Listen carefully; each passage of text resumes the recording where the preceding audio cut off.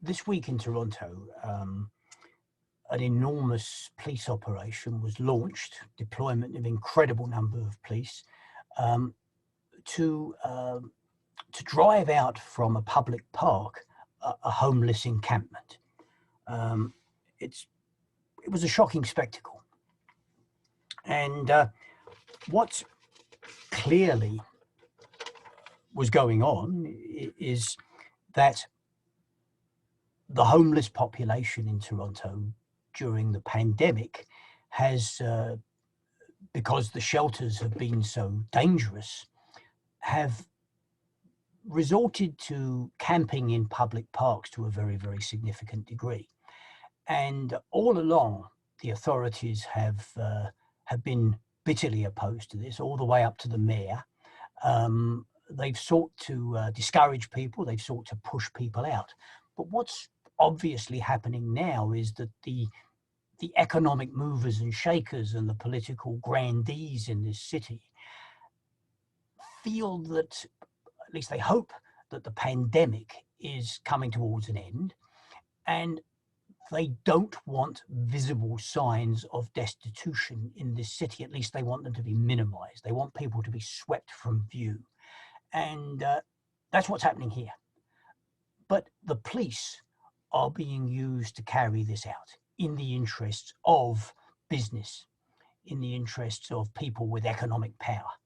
Now, that raises something really significant about the role of the police in this society. And I want to consider here today some of what that's about, some of the questions of the role of the police in this society. And I'm going to do so from a perspective that is supportive of the growing call for police abolition. I'm also going to draw on some of the experiences I've had over quite a number of years, nearly 3 decades, as an organiser with the Ontario Coalition Against Poverty, dealing with poor and homeless communities that are under attack. And in that regard, have dealt a lot with police issues. Now, in order to understand the role that the police perform, the first thing that has to be done is to draw some conclusions about the state power that they are enforcers for. So the state emerges at the point at which human society, generally speaking about 10,000 years ago with the development of agriculture, at which human society develops in such a way that private property is accruing and society is dividing into social classes between rich and poor, between exploiter and exploited. At that point, the state power emerges to stand above, in one sense, but to represent the interests of the dominant, of the ruling class. And the state, I believe, has always fundamentally carried out that function. In Anglo-Saxon England, the concept emerges of the king's peace. Now, that's an interesting way of approaching the concept of public order and social stability, because the king's peace is a rather revealing term. It's not the people's peace, it's the king's peace. And you have to ask yourself if maybe some of the elements of the king's peace are a little distinct from the interests of ordinary people. By the time you get to the period in which the English Tudors monarchs are in power, in the 1500s, let's say, you're then dealing with a situation where the feudal peasantry is being driven off the land, and state power is being used to apply legalized theft and murder, to drive people off of the land holdings that they and their families have been on for generations.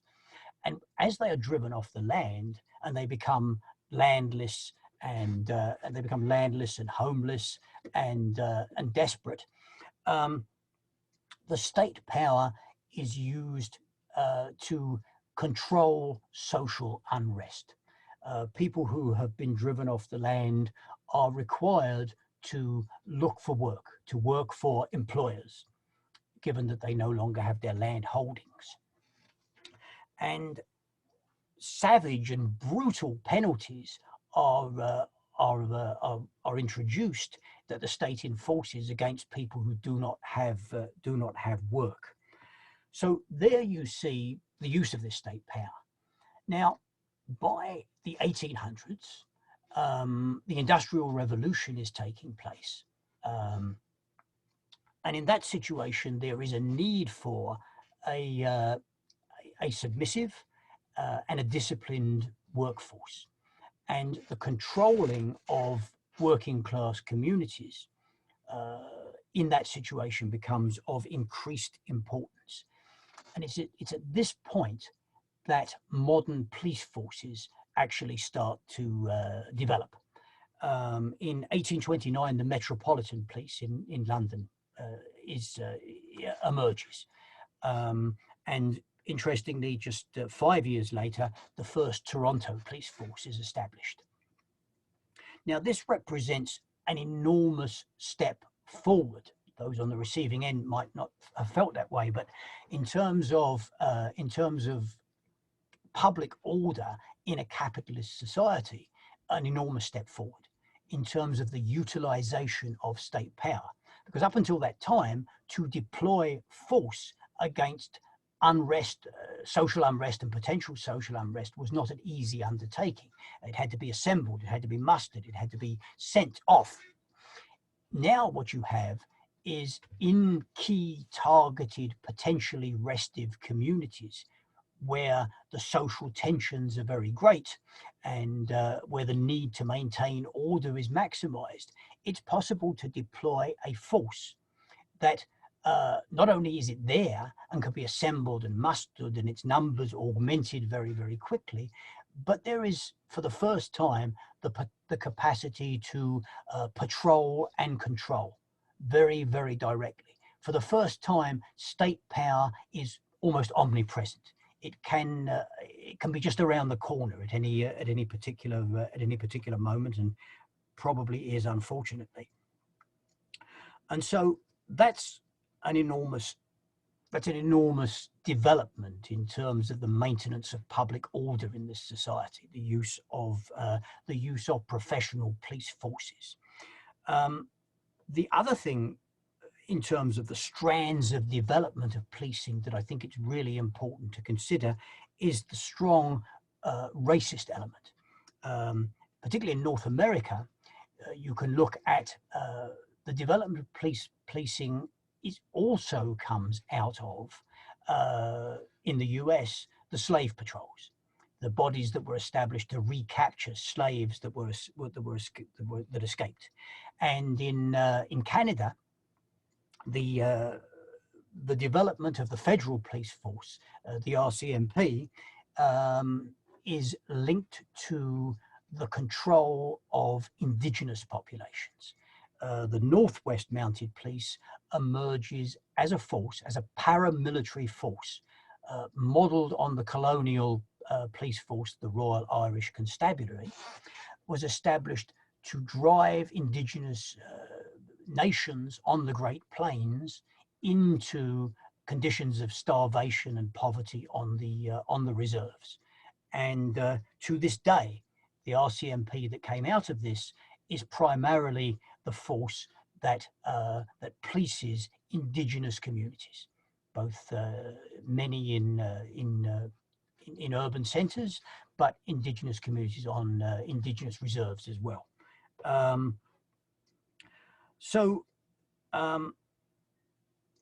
This social control function of the police is something that is adjusted over time.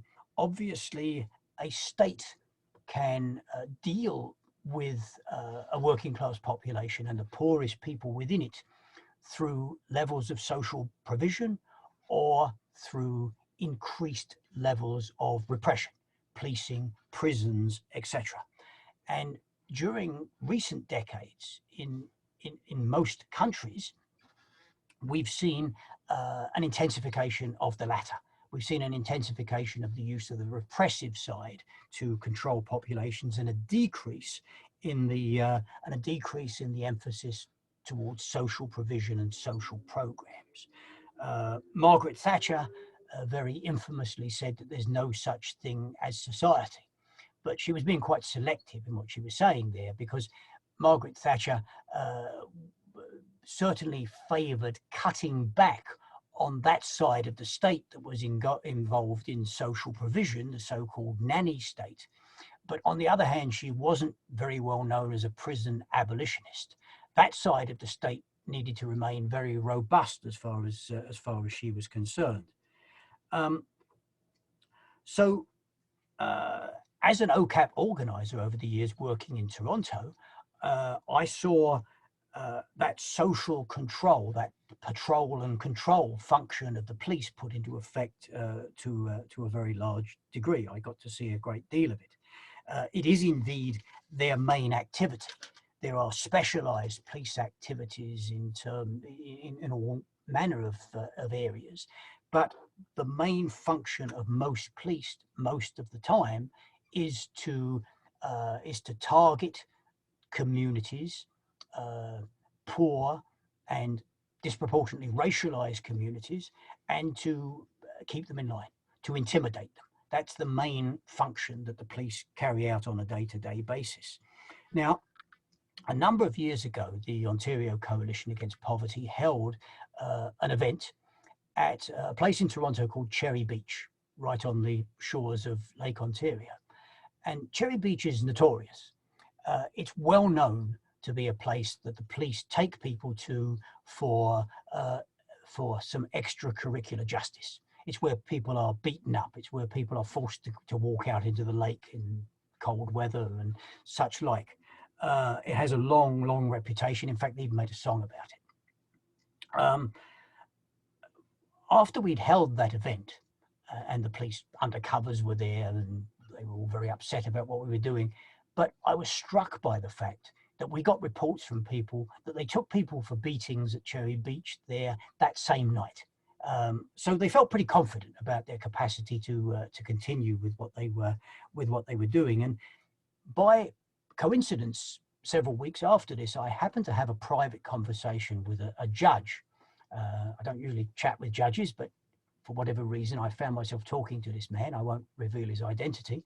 But he said something in the course of the conversation when I told him about this Cherry Beach situation. He said something that rather surprised me, not the sort of thing judges usually say. He said that the justice system is a class-based system, and the police are its gatekeepers. And I got the sense that he was repeating something he'd heard somebody else say, maybe somebody he'd sent down, I don't know. But he said it, and he was quite right. He was quite right when he said it. The reality is that crime is defined in this society as something that is directed, or criminal sanction is directed against the poor.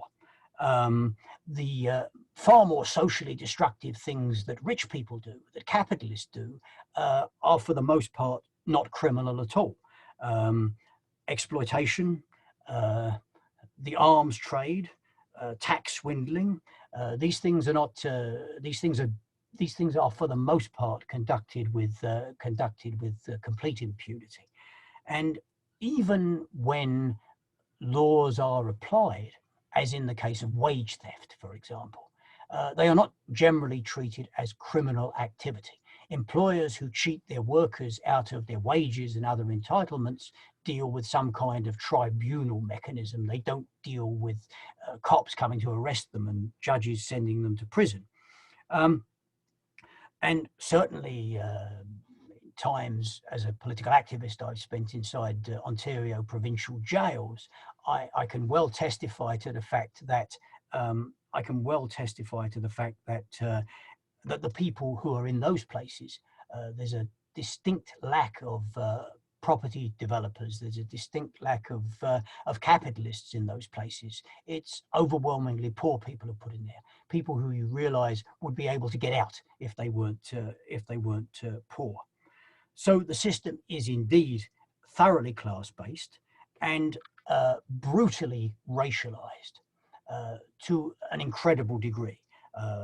In Canada, black people make up 3% of the population, but make up 8.6% of the people in the federal prisons. So that's almost an overrepresentation of almost 3 times. With Indigenous people, it's even more brutal. Indigenous people make up 4.5% of the population of Canada, but they make up 29% of those who are in the federal prisons and 31% of those who are in the provincial jails. So the same standards apply to the maintenance and the enforcement of public order by the police. Some years ago, we were involved, OCAP was involved, in trying to force a public housing authority to set up a basketball court in a public housing community, and it was a community where a very large number of Somali people lived, and it was the Somali youth, I think, who were at the forefront of pushing for this basketball court. And so we won it. But the interesting thing about it is that the main reason why they needed the basketball court was not because they didn't have a fairly well-placed local option. There were other basketball courts that they could access that weren't really that far away. But especially parents were very, very worried about their kids having to walk significant distances because they were so scared of them being stopped and dealt with by the police. The police had become, actually, for that community, a threat to community safety. That was the nature of how the patrol and control function played out in the lives of that poor and racialized community. Perhaps several years before that, we were involved in an action to challenge an owner of a restaurant who had lobbied to get a homeless shelter closed down. And the response we took up was to picket his restaurant until he intervened with the city to get the shelter reopened. Again, we were successful in this, but some of the picket lines we took up were a little tense, and we dealt with the police a number of times. And I remember having a conversation with a staff sergeant out of the 52 division, Toronto's 52 division. And at one point in the conversation, he told me something that I found quite startling. I was surprised he said it, not that he thought it, not that he acted this way, but I was surprised he said it.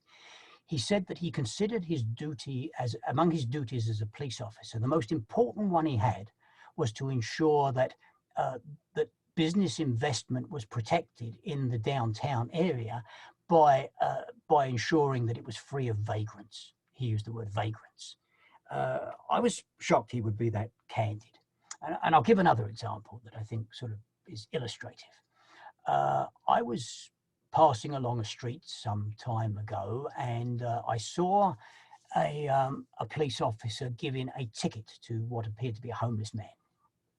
And so I started to make my way over to see what I could do to monitor the situation and possibly help him after the ticket had been granted or whatever.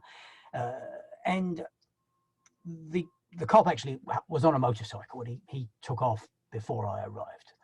And as this took place, I went over and spoke to the man. And I remember he was a man actually in his 70s.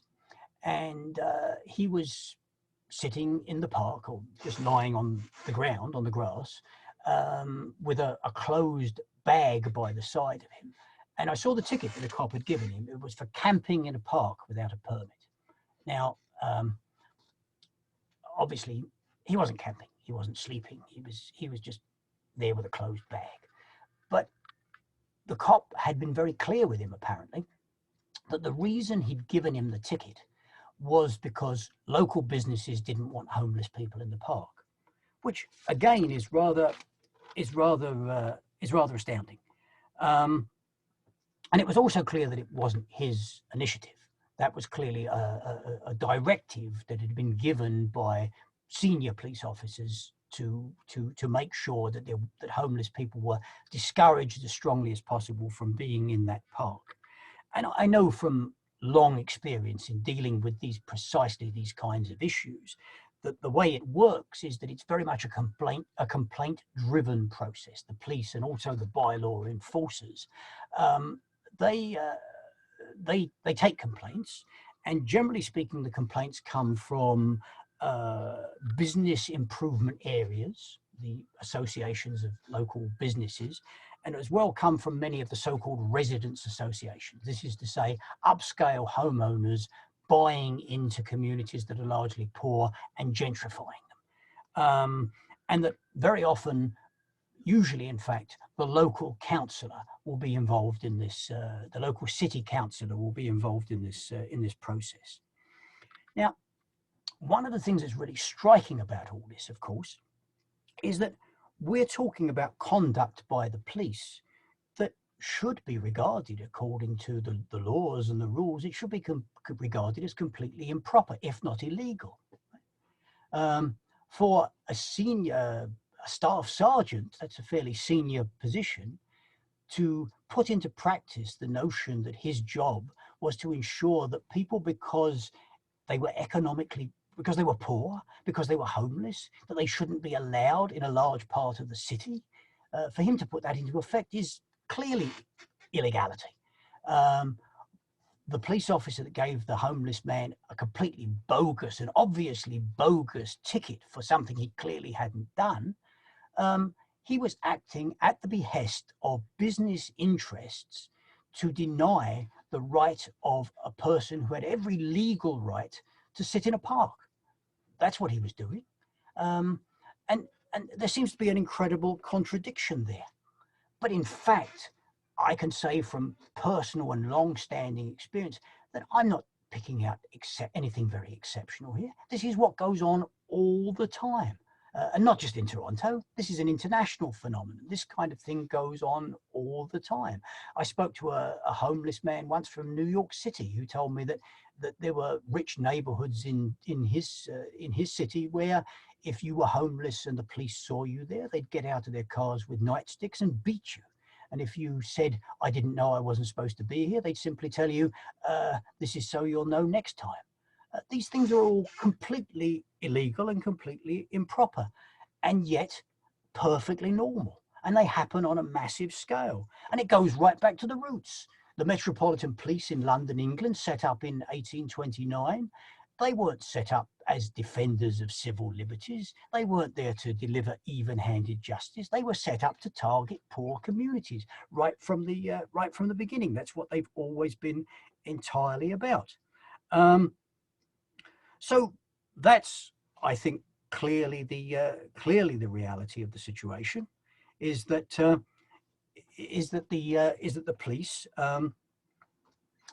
police carry out this role with relative impunity, and it's clear that it's really supposed to be that way, and the police do this with a great deal of support. First of all, in the examples I've given, they're clearly being put up to it by powerful vested interests. And secondly, as they carry out these functions, they're facilitated and enabled in all sorts of ways. The courts disregard what's going on.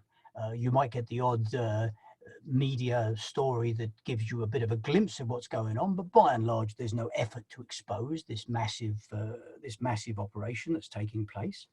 And yet this is taking place in a liberal democracy where there is supposedly a rule of law, where civil liberties and basic rights are enshrined, even in the Constitution of Canada. And yet this is all being violated on an enormous scale.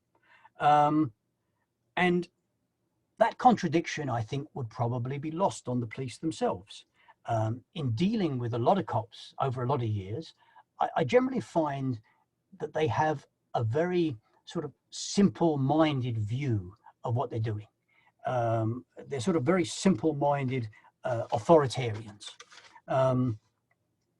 They see themselves as being very noble.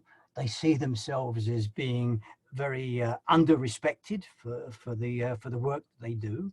They see order as being inherently good, and they see challenging order in any way as inherently a bad thing.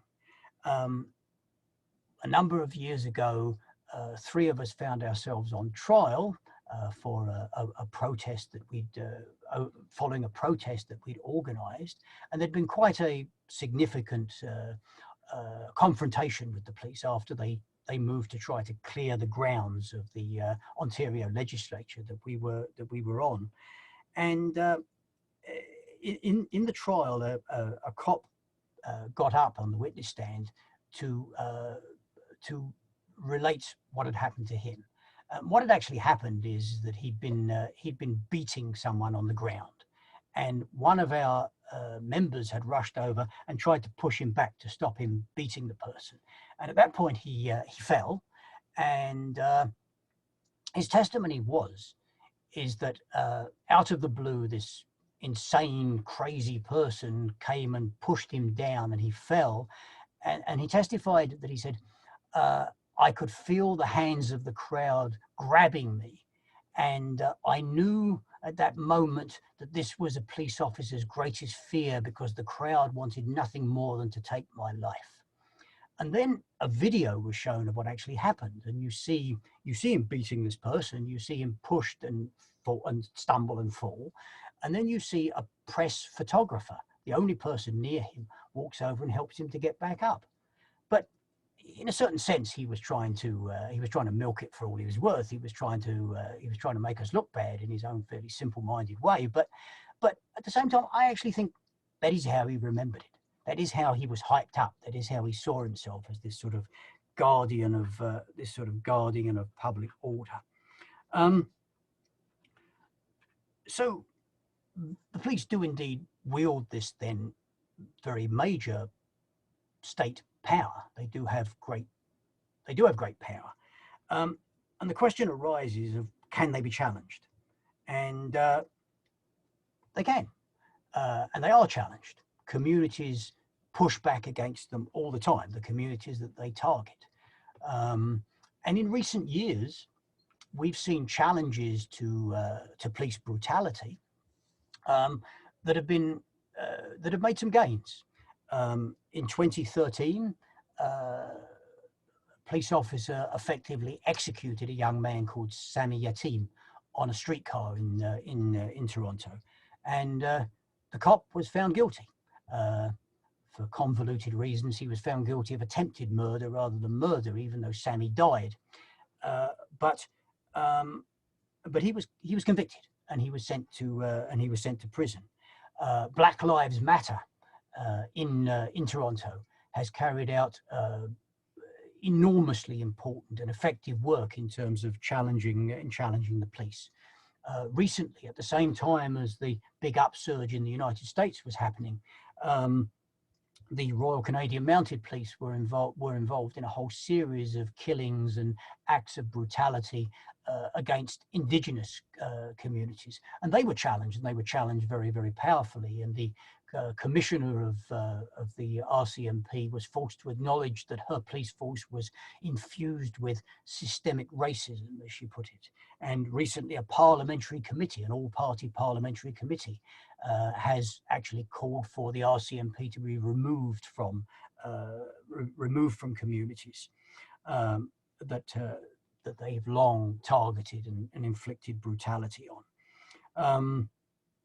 Post the upsurge around the killing of George Floyd in Minneapolis, since then there has been an upsurge in the demand for police abolition. There are some who would say that you're not going to be able to abolish the police in this society because they serve and protect the interests of wealth and power. And to some significant degree, that's true. But at the same time, it needs to be understood that what is also impossible is for communities that are under attack, that face police violence and brutality and persecution. It's also impossible for those communities to endure it. It's also impossible for those communities to remain passive and silent. And so resistance emerges. And in that situation, the demand to actually challenging the police and actually demanding their abolition becomes something that's enormously important. I think what is hopeless is to believe that the police can be reformed, that they can be turned into a benign force that serves and protects in an even-handed way, rich and poor, that serves the interests of the communities that they presently target. That simply is not going to happen. And out of that comes the root of meaningless dialogue. Out of that comes concepts of community policing. Out of that comes the notion that the lion is going to lie down with the lamb. And all of those things are an enormous mistake. The great strength of the demand for police abolition is that it gives a goal, but it also creates the possibility of partial and immediate victories, so that you can limit the role of the police, so that you can challenge the bloated budgets that suck the life out of community services and the things that communities really need to keep them safe. You can work, as some have succeeded in doing, in getting the police out of the schools.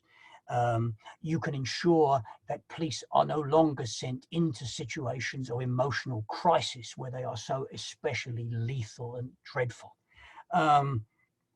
You can divert funding from the police to the real needs of communities. But to do that, you have to understand the role of the police. You have to understand the nature of the police. That if this is a society that is based on exploitation and inequality and racism, the enforcers for that system are going to be just what you would expect them to be. So in that situation, there is a need to challenge the police, and the challenge to the police leads to precisely a challenge to the society that they serve and protect. Thanks very much.